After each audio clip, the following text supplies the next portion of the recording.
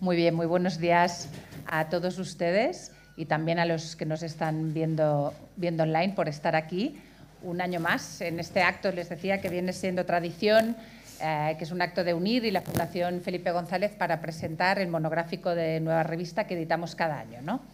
A mí me gustaría, antes de entrar en materia, hablar de la importancia de hacer este tipo de monográficos. Yo creo que burocráticamente, Jordi, tú que has sido ministro de Administraciones Públicas, esto se llama transferencia del conocimiento o algo así, ¿no? En el lenguaje que computa para los sexenios académicos, pero es que creo que es un buen término. No siempre pasa, pero esta vez sí, porque realmente juntar en una revista un tema no de actualidad del día a día, no de la liebre esta que nos sueltan cada día y seguimos todos de un día en un periódico y 24 horas otra, sino temas de actualidad estructural, de temas que nos importan como sociedad, y juntar en una misma publicación académicos que tienen trayectorias muy diversas, gente del mundo de la prensa, políticos, gente del mundo de la cultura, creemos que es importante porque contribuye a lo que creemos que es un objetivo compartido de la Fundación y de UNIR, que es a solidificar y hacer un poco, ¿cómo lo diría?, más serio nuestro debate público, que sigue siendo muy necesario, ¿no? Que a veces que haya mucho ruido no significa que haya mucho debate. Hemos hecho varios números, hablamos de tópicos de regeneración democrática, siempre están. Desde la Fundación siempre encargamos a un coordinador académico de este número y hemos hecho un número de regeneración, hemos hecho otro número sobre memoria, hicimos otro sobre todo el espacio iberoamericano, pero llevamos 2 números, el pasado y este, hablando de pactos. ¿Por qué? No solo por su ausencia clamorosa en nuestra democracia, que creo que es evidente para todo el mundo, sino porque la democracia es un equilibrio entre el pacto y la discrepancia. Si todos fueran pactos, esto también sería una pesadilla, porque estaría negando el pluralismo, que es parte fundamental de nuestras democracias, ¿no? Pero sin ningún pacto tampoco es posible seguir adelante, porque entonces todo es demasiado contingente a los tiempos, digamos, y a las inclinaciones de una legislatura y no de la mayoría de un país, ¿no? El número pasado hablamos de los pactos fundacionales de nuestra democracia, de los pactos necesarios en nuestra democracia, que fue un número que coordinó José Ignacio Torreblanca.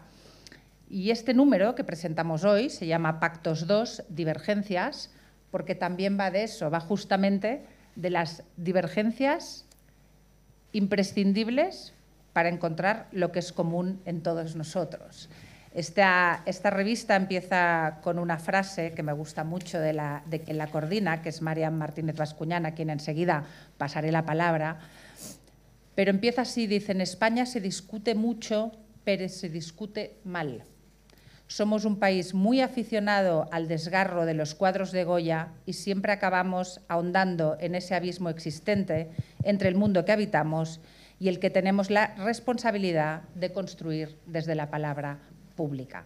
Este número va de eso, va de las divergencias que hacen posible también nuestra democracia, y de eso quiero, por tanto, pasarle hoy la palabra a Mariam Martínez Bascuñán, profesora de la Universidad Autónoma de Madrid. Seguro que la conocéis todos porque además es una,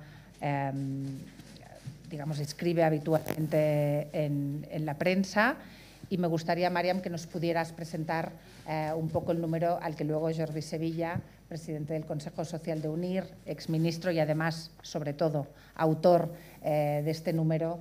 También, Jordi, para que tú luego puedas explicarnos un poco no solo tu capítulo, sino un poco la concepción que hay detrás de un número como el que presentamos hoy, para luego poder tener un debate con todos ustedes y con algunas preguntas que tengo aquí en mi teléfono. No es que sea una maleducada, lo tengo aquí porque aquí tengo las preguntas que me han pasado algunos de los asistentes del debate online. Así que, sin más, muchísimas gracias a todos por estar aquí una vez más y te paso la palabra, Mariam. Pues muy bien. Bueno, pues lo primero que me gustaría hacer pues es exponer mi agradecimiento. Además, también me hacía ilusión pues tomar el relevo a Nacho Torreblanca, que fue la persona que lo coordinó el año pasado, más centrado en pactos, y bueno, pues a mí con el relevo me tocaba las discrepancias. yo creo que los pactos son muy importantes, pero el tema de las discrepancias a mí me hizo pensar que era la preocupación central en este momento, ¿no? Cómo aterrizar esa palabra, esa invitación tan general, discrepancias, y a la vez que condensaba también lo que estaba pasando en nuestro país y lo que está pasando en la mayoría de las democracias occidentales, ¿no? La discrepancia. Y yo pensé que aterrizarlo implicaba de alguna manera tomar conciencia de que lo que nos está pasando es que hemos dejado de conversar. Hace poco escuchaba en una entrevista de la BBC, uno de los periodistas le hacía comenzaba, ¿no?, haciendo una reflexión y preguntando a un senador republicano, y yo me acuerdo que me sorprendió esto, ¿no?, porque lo que él dijo fue: vamos a ver, si usted no reconoce los hechos, no puede haber ni entrevista ni conversación entre usted y yo. Y entonces pensé que ese es el problema que tenemos fundamentalmente en la actualidad. Si no hay una realidad compartida, si no hay un consenso básico sobre el cual dirigir la conversación, pues no es posible que pueda haber una conversación.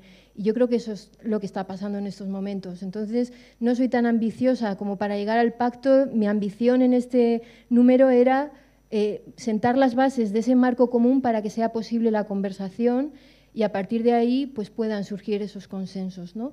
Y entonces la idea fue, hablándolo con Rocío, que siempre me ayudó muchísimo también para ver pues qué personas, ¿no?, desde esa pluralidad que practican y que queríamos practicar también en el número, cuáles eran los temas fundamentales que en estos momentos están provocando esas rupturas, ¿no?, debido a un contexto muy polarizado, que no tiene tanto que ver, yo creo, con ideología como con visiones contrapuestas del mundo, como con tribus que defienden sus posiciones casi como si fueran guerras de religión, es decir, que producen identidad.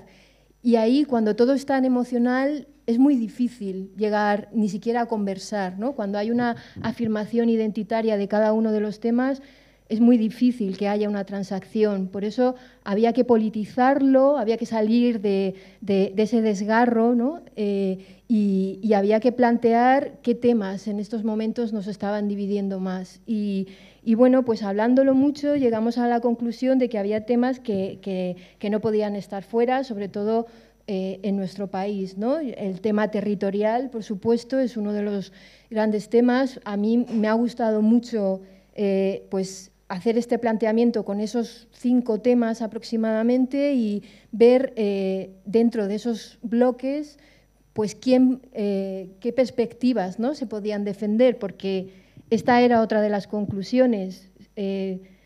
Somos conscientes de que hay un mundo común cuando lo estamos viendo desde distintas perspectivas. Si no, no habría un mundo común, habría la imposición de una posición sobre la otra. Y esto era lo interesante, ¿no?, encontrar perspectivas distintas de cada uno de los bloques que suponen esas rupturas que tenemos en nuestro país. Y una de ellas era la territorial, como digo, y ahí pues yo he disfrutado mucho los artículos de Jordi Sevilla y de Elorriaga. Elorriaga me sorprendió que defendiera también una posición federalista, ¿no? De hecho, me ha sorprendido que igual no hay tanta discrepancia y que igual muchas veces estamos tan sumergidos en el ruido que bueno, que no nos damos cuenta de que al final sí que hay un consenso más sedimentado del que nos parece, ¿no? Y Jordi Sevilla me gustó también mucho porque es muy constructivo, es decir, parte de unas bases sobre las que es muy difícil no estar de acuerdo, pero además es propositivo, ¿no? Entonces, fue para mí un verdadero placer leerlos y bueno, ustedes tienen el número aquí, han visto qué temas quise elegir, el Estado de Derecho versus principio mayoritario, ¿no? Aquí, pues, esto es otra de las tensiones que hay en casi todas las democracias, como a veces los planteamientos de la mayoría pueden acabar tensionando o socavando de alguna manera los elementos liberales del sistema, ¿no? Y aquí también pues, me pareció que eran muy reveladores los artículos de Vallespín y de Elisa de la Nuez, hablando de, bueno, cómo podemos solventar esto, ¿no? Esas tensiones entre lo que dice la mayoría, pero por otro lado el respeto hacia los mecanismos del Estado de Derecho y cómo es importante la contención, el respeto a la alternancia política, etcétera. Otro de los temas, pues los cordones sanitarios. Hay que aislar a los extremistas, son todos los extremistas de alguna manera susceptibles de ser aislados. ¿Hay una simetría en los extremistas? Bueno, estas preguntas también fueron abordadas por Ramón Gómez de la Serna, Ferriz y Víctor Lapuente. Otro tema, sin lugar a dudas, que está provocando desgarros es el de género, ¿no? Yo aquí tengo posiciones que todo el mundo conoce, pero bueno, pensaba que había que dar también la palabra y la entrada en el número pues a perspectivas con las que yo no estoy de acuerdo, pero me pareció también interesante hacer este ejercicio y bueno, fue un verdadero placer pues contar con la colaboración de Laura Freisas y Nuria Lavari. Y luego pues la política exterior.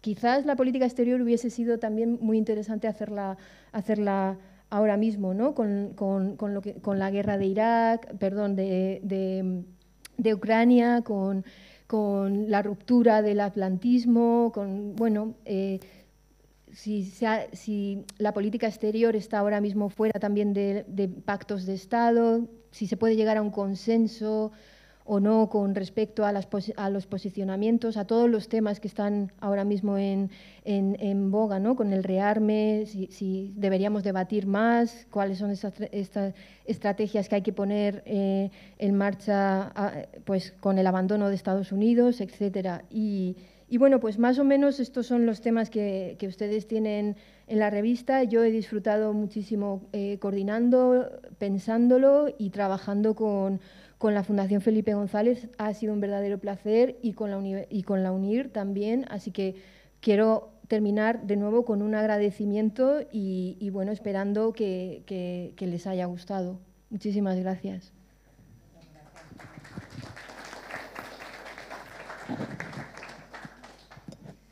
Pues nada, Jordi, como decía antes, como autor de la revista, yo supongo que tienes bastantes cosas a comentarnos, no solo de tu artículo que es sobre el modelo territorial, sino justamente sobre este tema internacional que siempre, ¿verdad? La política internacional siempre ha sido una de las que ha mantenido durante más tiempo el consenso. Vamos a ver lo que pasa.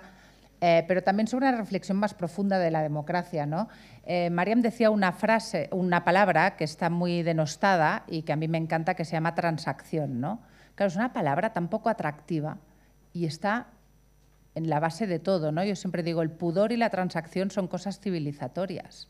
Ahora, convence a un joven que se mueva, se movilice y le gusten este tipo de adjetivos, porque los considerará completamente inútiles, vendidos, o sea, te los adjetivará al revés, ¿no? Y en cambio, justamente una democracia se construye así, ¿no? Teniendo un poco de pudor, porque si no, nunca respetas las posiciones del otro, y entendiendo que el pacto es fruto de una transacción y, por tanto, de ceder. Es mejor, yo siempre prefiero ser más que no ser menos, aunque me aplaudan más, ¿no? Pero eso también es una cosa muy antigua, ¿no? Yo ya soy una persona muy mayor para estas cosas, porque no me siento nada identificada con lo que está pasando ahora, porque es justamente lo contrario. Entonces, yo entiendo que nos vas a hablar de estos temas, Jordi. Si te parece, luego podemos empezar el debate también con la gente que nos acompaña, muchos de ellos autores también. Pues muchísimas gracias. Yo sí, mi idea es continuar con lo que se ha abierto aquí. No voy a hablar de mi artículo, voy a hablar de mi libro, que no está aquí, pero en fin, lo podéis tener, porque creo que esto no va de aranceles, esto no va de tecnología. Si, como repite mucho el presidente Trump, se está jugando con la Tercera Guerra Mundial, es por la democracia. Es decir, esto va de democracia.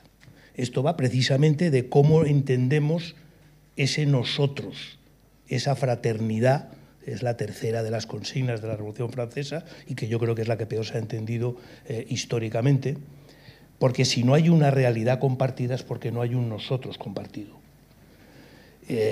Todo aquello que se construye a partir de un nosotros y ellos, mejor dicho, nosotros contra ellos, llevado al extremo, hace que no haya una realidad compartida y hace que los tuyos te crean, aunque digas mentiras, no digo exageración, digo mentiras, y hace lo que tú decías, que has visto en la parte territorial, pero que en el caso se puede actualizar más, ¿no? En el caso de la vivienda se puede señalar también. Todo el mundo está de acuerdo que la vivienda es hoy uno de los grandes problemas de España. Todo el mundo está de acuerdo que otras cosas al margen hay que construir más viviendas.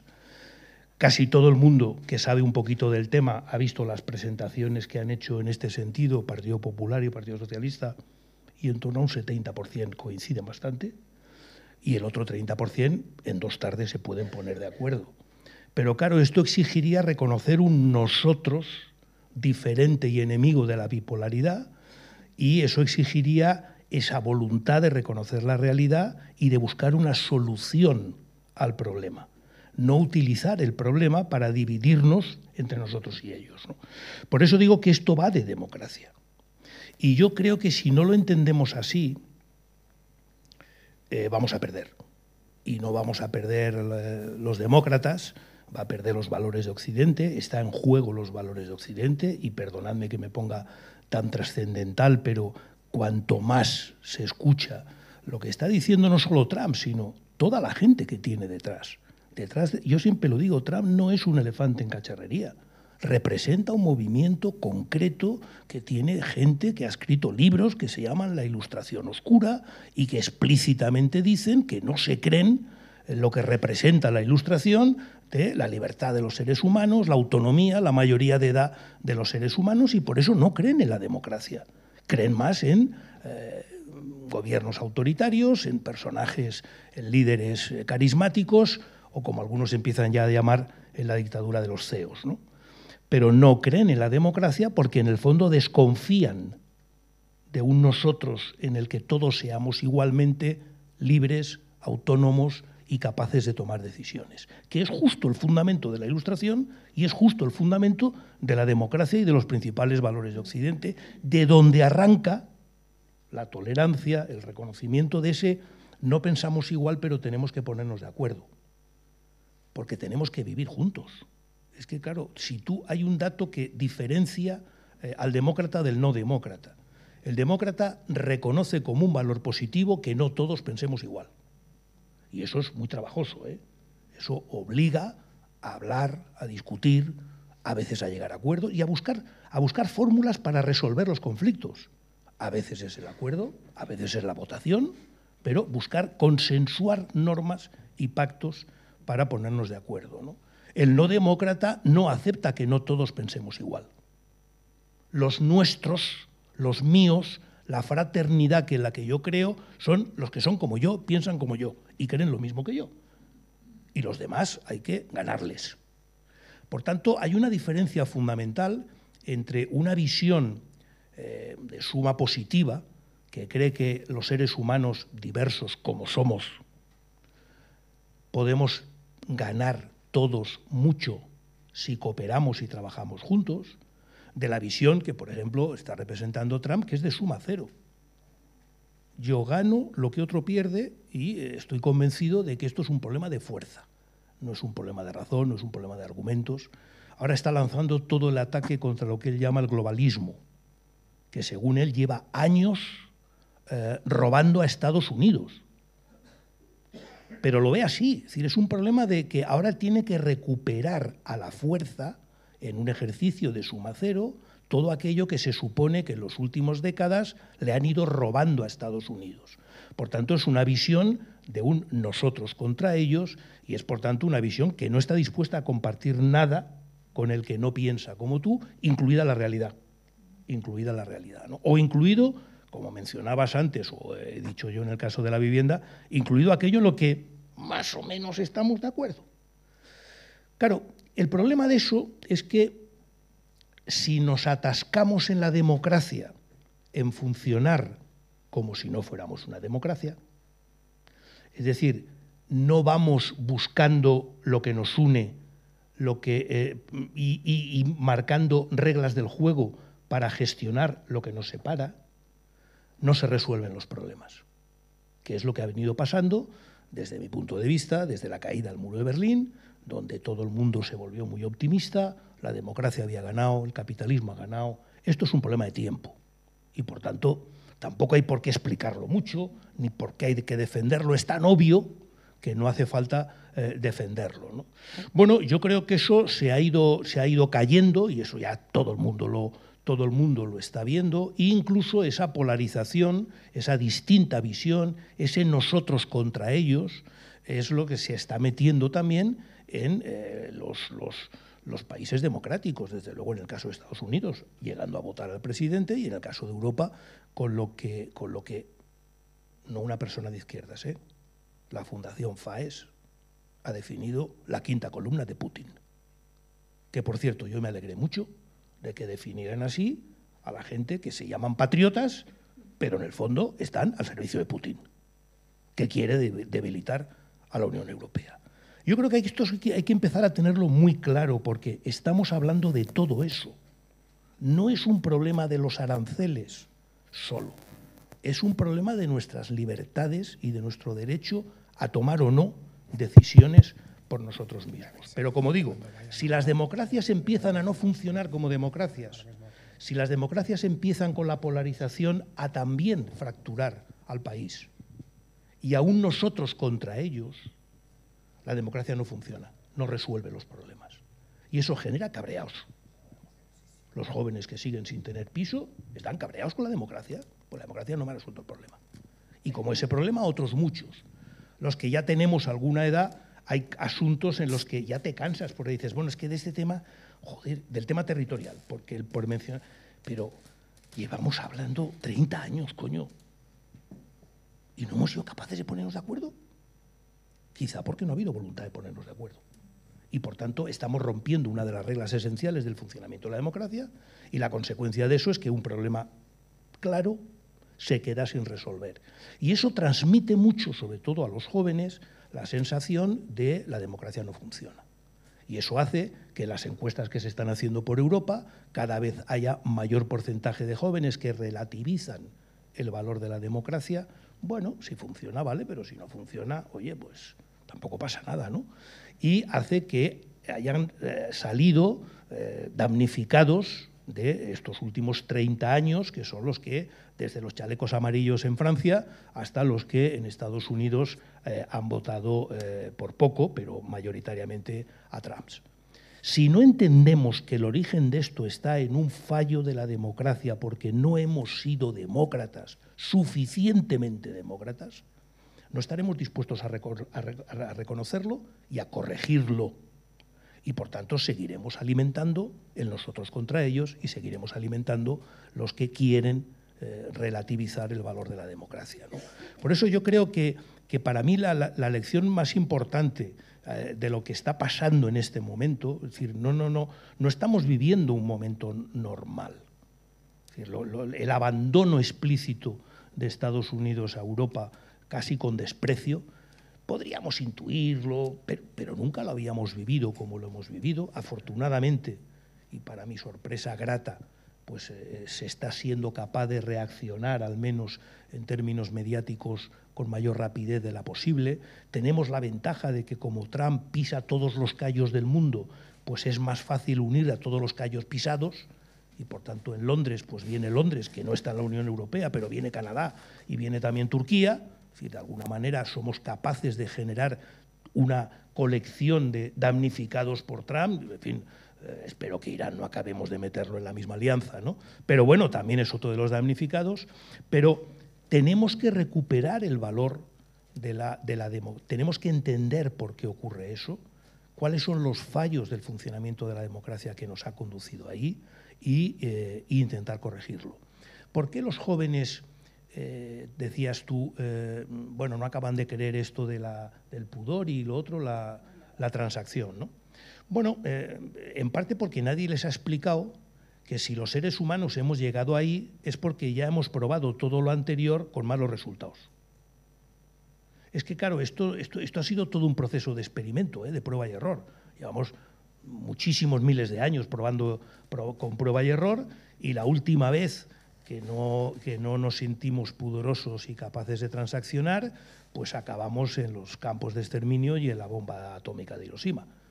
Por tanto, la alternativa ya la hemos testado y resulta que es peor. ¿Pero alguien lo ha contado así? ¿Alguien ha contado que eso ya lo hemos probado y ha resultado mal? Desde luego, los demócratas que no ejercen de demócratas, no, están dando una visión equivocada.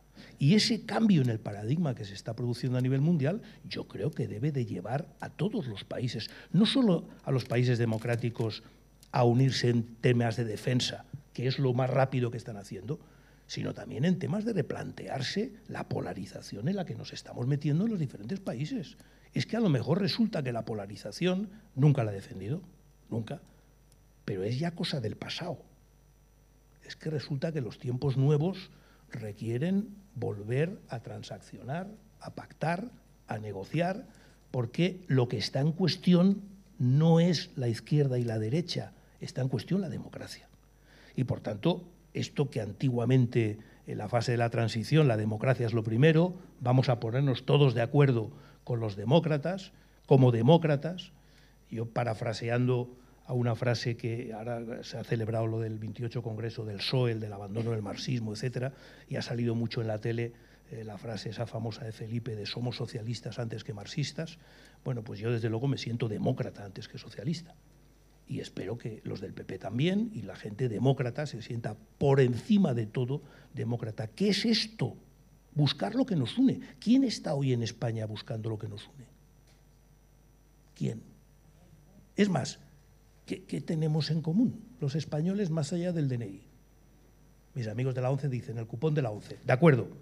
Además del DNI y el cupón de la ONCE, es que no hay ninguna voluntad de resaltar lo que tenemos en común, ¿no? Ni tan siquiera aquellas cosas que en otras fases de la historia nos han hecho sentirnos orgullosos. ¿Os acordáis cuando nos quejábamos de que venían los extranjeros a operarse aquí porque nuestra sanidad era muy buena? Era un orgullo, yo me sentía orgulloso. En cambio, ahora no me siento orgulloso de ser el país de Europa que tiene una tasa de pobreza superior a la de los demás.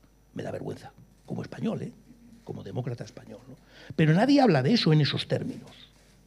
Y yo creo que eso es lo que hay que recuperar. Es decir, que el nuevo cambio de paradigma que significa la llegada de Trump, que tiene mucho en común, mucho ideológicamente con Putin y con Xi, con el chino, mucho en común, debería de espabilar a los demócratas defendiendo una vez más lo básico de la democracia, la convivencia, las cosas en las que nos tenemos que poner de acuerdo, nos ponemos de acuerdo, y en las que no, pues oye, respetamos las elecciones, que es el mecanismo democrático por el cual cerramos o llegamos a acuerdos sobre aquellas cosas en las que no estamos previamente de acuerdo, ¿no? Yo creo que eso es lo que nos estamos jugando, y eso es lo que los dos ejemplares de la revista juntos, los dos juntos, divergencias, convergencias, tienen el valor de poner encima de la mesa, ¿no?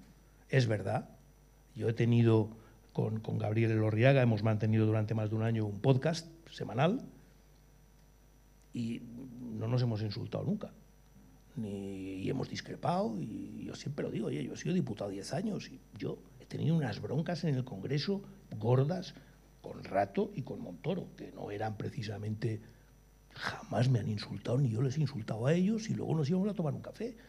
Eso forma parte de esa democracia que ve al otro como un adversario, pero no como un enemigo. Y, por tanto, ve a un adversario con el que tengo que llegar a acuerdos y no un enemigo al que tengo que exterminar.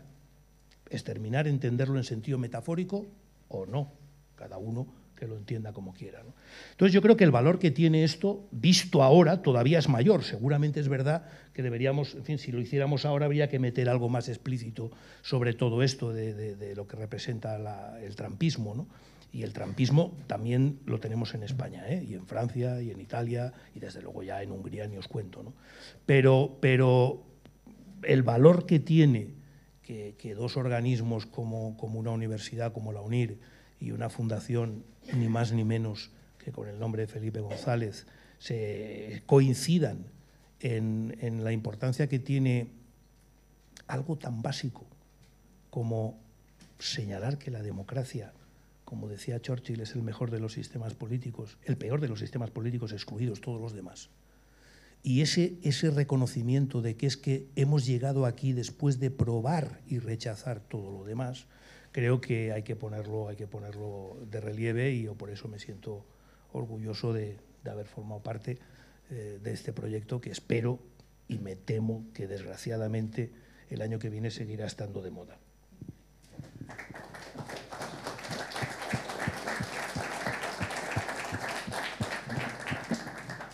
Muchas gracias, Jordi. Sí, efectivamente, yo también creo que hay que leer los dos números juntos y seguramente un tercero que falta, unir sobre el plano más internacional y lo que ahora mencionabas, ¿no? Porque es muy interesante de lo que nos has contado, Jordi. O sea, yo creo que nos queda claro que, aparte está probado a lo largo de la historia, que la democracia es la manera de gestionar sin violencia nuestros conflictos que tenemos, ¿no? Y tú ahora decías, puede ser que ante la amenaza, pues los demócratas se unan y volvamos a una agenda de centralidad, no porque lo hayamos decidido proactivamente, sino como reacción a una amenaza. Y puede ser, y aquí se va a abrir una agenda de la que vamos a tener que hablar en los próximos meses, ¿no? Pero luego hay otra dimensión de lo que tú estabas contando, que es distinta a esta, que es por qué hemos llegado hasta aquí, ¿no? Tú dices, bueno, porque la democracia ha fallado, no da suficiente delivery, ¿no? Y eso, a mí me interesa mucho esta discusión, porque es la que a mí me genera más dudas. Es decir, si uno atiende a todos los indicadores de nuestro país, ¿no? Desde el año 78 a hoy en día, a todos los indicadores que queramos, tanto a nivel individual como colectivo, y la pregunta es si hemos mejorado o no, yo creo que es evidente desde todos los puntos de vista que hemos mejorado. Si alguien se coge, me da igual, Estados Unidos, hoy los votantes de Estados Unidos seguramente son la cohorte de votantes en términos relativos, pero también en términos absolutos. O sea, con más renta per cápita, más formados, más informados, con mayor bienestar material. Entonces, no tengo claro, y para mí es un gran interrogante, Jordi, que el problema sea que la democracia no está proveyendo de bienes materiales y colectivos a sus ciudadanos. No tengo claro que sea este el problema, sino que también está en otro lado, ¿no? ¿Cuál es el fallo que nos ha llevado hasta aquí? Porque también es verdad que parece increíble, y esta es la frase que citó, creo, el presidente en la presentación del año pasado, ¿no? ¿Por qué hoy preferimos ser nietos de la guerra que hijos de la democracia? ¿Por qué? O sea, ¿por qué? ¿Por qué? ¿Es una polarización en este sentido de la política de la identidad inducida?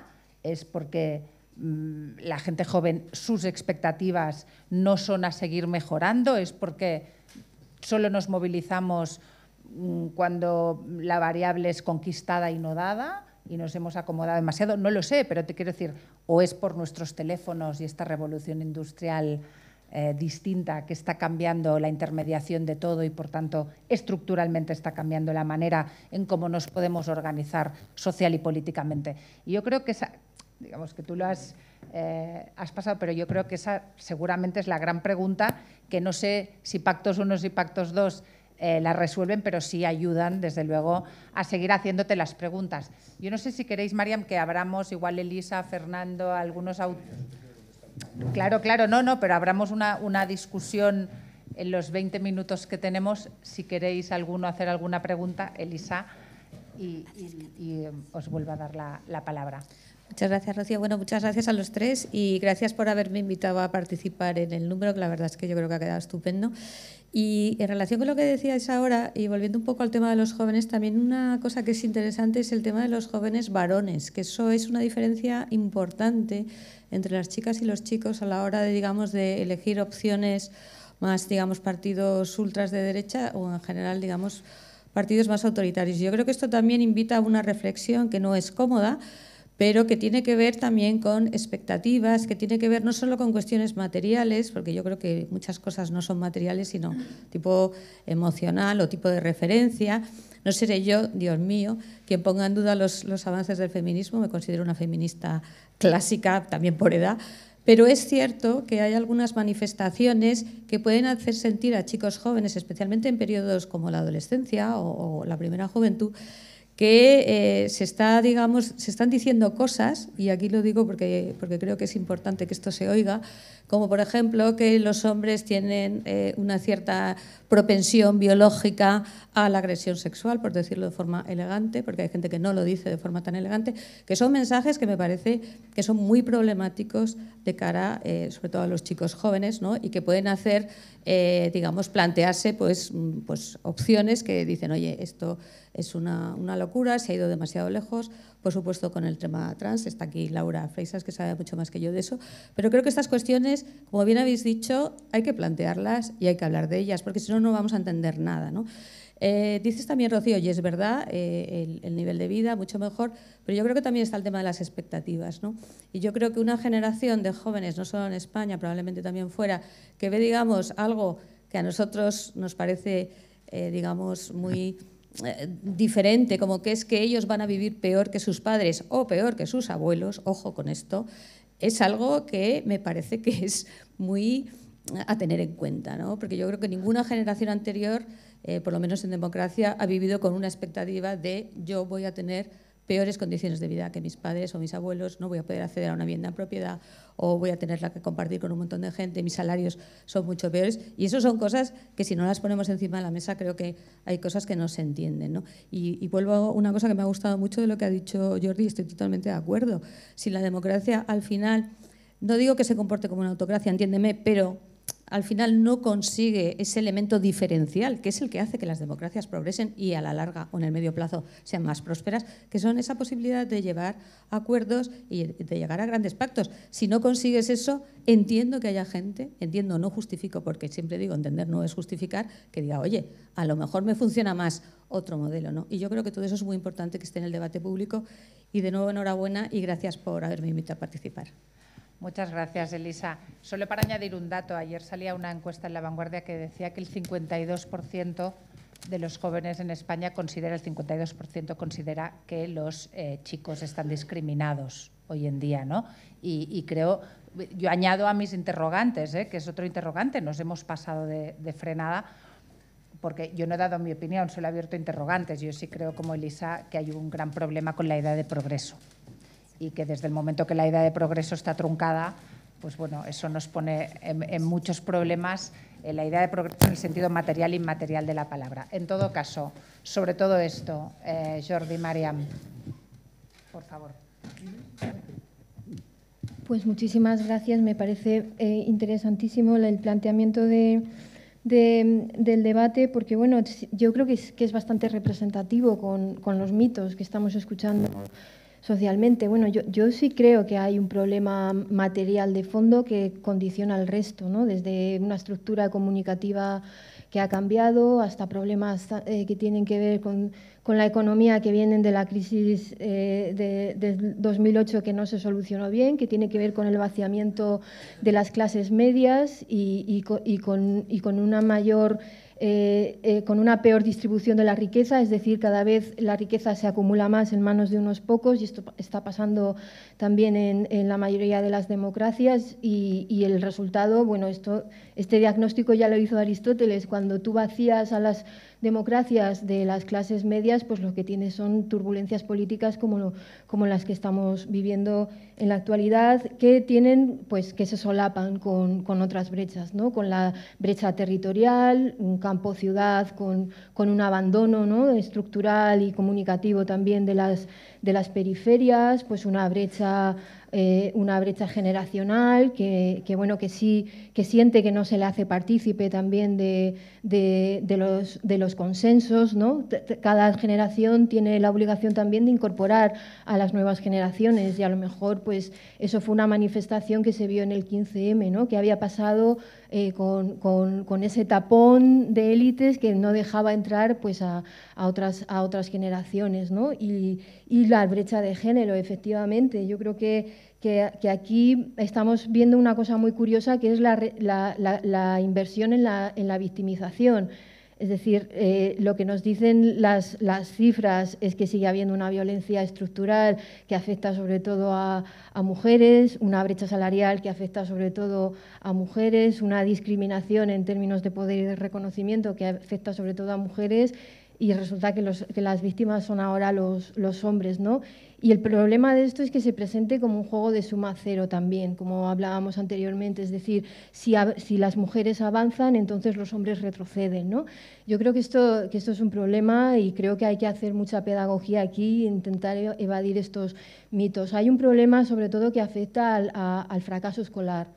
Las mujeres cada vez llegan a niveles educativos mucho más altos que los hombres, adquieren títulos universitarios mucho más que los hombres, y esto está teniendo consecuencias en términos de divorcios, en términos de obesidad, en términos de depresión, en términos de inseguridades, etcétera. Entonces, yo creo que hay que hablar con seriedad sobre esto y poner claramente cuáles son los verdaderos problemas que están afectando ahora mismo, que tienen que ver sobre todo con este problema educativo, con el abandono escolar en los chicos, y cómo ahí se están sintiendo rezagados, ¿no? Y esto se proyecta en muchas dimensiones, desde la emocional, es decir, que cada vez haya más chicas pues que no vean ningún atractivo a estar con chicos que no tienen ese nivel educativo, que no comparten los mismos procesos de socialización o una visión del mundo, y todo esto pues crea más inseguridades en los chicos, ¿no? Entonces yo creo que hay que ponerse las pilas con esto, con políticas públicas,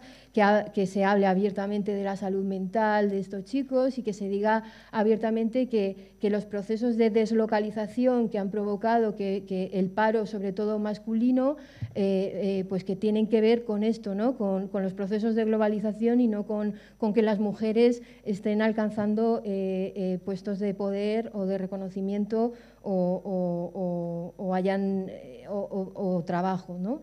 Entonces yo creo que convertir la excepción en norma pues es un peligro, ¿no? Porque nadie dice que hay una propensión biológica a la violencia en los chicos. Lo que se dice es que el perfil de los abusos, ¿no? Pues está o puede ser mucho más normalizado de lo que pensábamos. Es decir, que el violador no es... Pero bueno, no voy a entrar aquí en estos problemas. Yo creo que lo interesante aquí es, sobre todo, mirar las cosas con cierta distancia, analizar cuáles son los verdaderos problemas.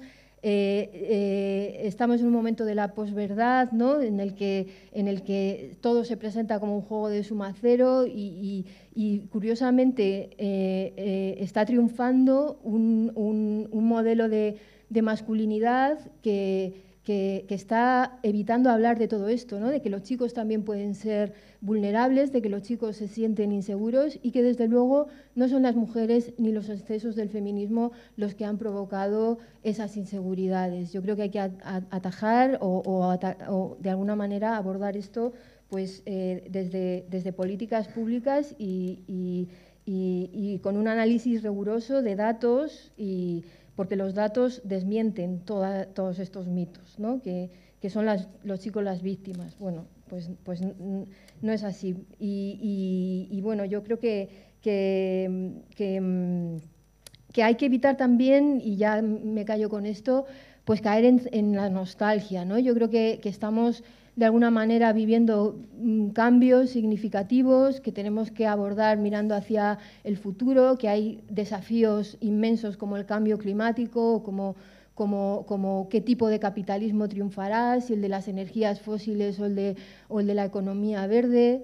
Estamos viendo que el género es un factor que está impactando en el voto, y yo creo que antes que ahondar en esa polarización, ¿no? y ponernos otra vez como enemigos, ¿no? Chicos, chicas, hay que atender a esos chicos sin culpabilizar ni al feminismo ni a nadie. Y yo creo que hacerlo pues, con responsabilidad y desde una perspectiva pues, constructiva, ¿no? Y yo creo que esto es lo que hemos querido en la revista.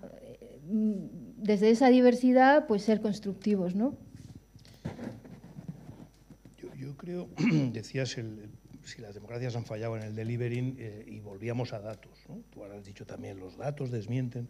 El problema, vuelvo a lo de antes, es que no compartimos ni tan siquiera el reconocimiento de este dato. Es decir, hay un dato, si vamos a datos. Las empresas españolas nunca en democracia han ganado tanto dinero como en los últimos 6 años con el gobierno de Sánchez. Como diría Felipe, decir a pesar del gobierno de Sánchez, de acuerdo, pero no digo que haya causalidad, pero es evidente que está correspondiéndose a un nivel de beneficios altísimo, ¿no? Y, sin embargo, el otro día una presidenta autonómica llama a los dirigentes empresariales a manifestar su cabreo contra el gobierno, con independencia de los resultados y del EBITDA y de todos los resultados, ¿no? ¿Por qué? Porque yo creo que uno de los problemas es que hemos confundido el hecho de que la razón debe de estar al mando con la razón está al mando. Y por tanto nos hemos olvidado, yo lo decía como título de un artículo, en el Trump que todos llevamos dentro. Es que Platón ya mencionaba en el carro alado la lucha entre los sentimientos, las emociones, los buenos, los malos, y cómo el sentido que tenía que dirige el carro, que es la razón, tiene que ser consciente de que eso existe. Y eso hace que, con independencia de los datos, pues habrá jóvenes que se sientan atacados, ¿no? Porque es un problema que no es racional, no se gestiona racionalmente. Hay un asunto que yo lo manejo mucho, no soy el único. Tú miras las encuestas del CIS y hay 2 preguntas que se repiten con cierta frecuencia. Una de ellas es ¿cómo valora usted la situación de la economía española? ¿Vale? Hoy mismo, esto se viene haciendo tal. Hoy, en torno a un 70-75% mala o muy mala. Y la siguiente pregunta es, ¿y su economía personal? 70 o 75%, buena o muy buena. O sea, parece que a mí me va muy bien, pero a los demás les va muy mal, con independencia de los datos, de la cifra, lo que diga The Economist, la OCDE, etcétera, ¿no? Porque no hemos cuidado esa parte.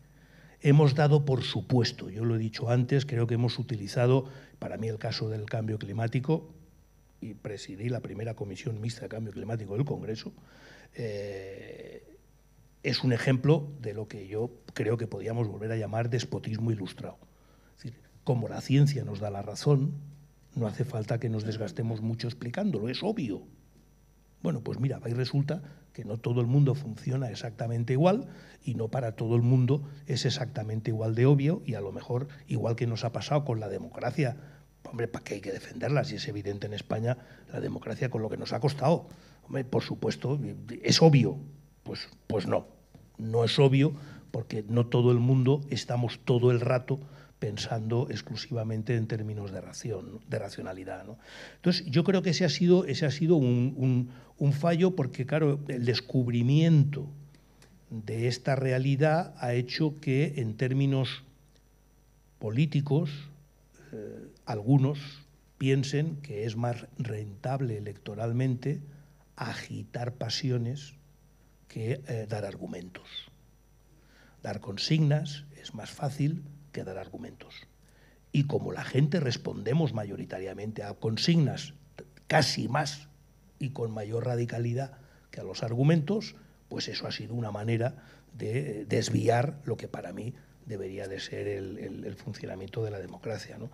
Por tanto, vamos, sin hacernos el harakiri, ni mucho menos, en absoluto, no estamos en tiempos de hacernos el harakiri, pero si no entendemos que ese ha sido el origen del problema, no lo vamos a corregir. Y es que yo lo que quiero es que se corrija, porque creo que si hay que incrementar el gasto en defensa y que hay que defender los valores europeos, y creo que si hay que defender la democracia, eso, por ejemplo, en España, no es de izquierdas ni de derechas, es de demócratas y no demócratas. Y, por tanto, debería de dar lugar a una reestructuración diferente de la manera en la que hemos venido haciendo política en los últimos años. Pues muchísimas gracias. Yo me quedaría un poco más aquí porque, como les digo, creo que solo hemos hecho lo que también se hace en Pactos 1 y Pactos 2, que es hacerse mejor las preguntas. Eso es muy importante en la vida, saber hacerse las preguntas. Me quedo con pocas conclusiones. Una de ellas es que igual estamos iniciando un tiempo nuevo. Decía el otro día el presidente de la Fundación, el presidente González, decía que según él hoy actualmente es el momento más complejo que ha vivido el mundo desde la Segunda Guerra Mundial y que, por tanto, digamos, eso seguramente va a tener, no seguramente, ya está teniendo y va a tener más cambios en la agenda mundial, europea y también nacional. Me quedo también, Jordi, con lo que dices tú, que el relato mata el dato, pero por favor que nuestros políticos no entiendan que solo tienen que hacer relato porque se dedican básicamente a esto, sino que es que elijamos mejores relatos, déjamelo así, porque es que si no ya, o sea, no despreciemos más al dato ya, por favor, porque es una desesperación que la buena política es muy aburrida y muy de datos y de evidencias, pero bueno. Y como les decía, pues al final que es importante, tú decías, María, mirar al futuro, pero es que quien no sabe de dónde viene acostumbra a no saber de dónde va, entonces es muy importante que pensemos en lo que ya sabemos, a no ser que nos demuestren que hay una alternativa mejor, lo consolidemos para intentar mirar al futuro, que está lleno de retos y dificultades, pero si sabemos lo que nos pasa, igual podemos ponerle remedio de una manera un poco más sólida. Modestamente eso es a lo que intentamos contribuir desde Nueva Revista con la colaboración entre la Fundación y la UNIR. Así que muchas gracias a todos ustedes por asistir un año más y hasta el año que viene, con Pactos 3.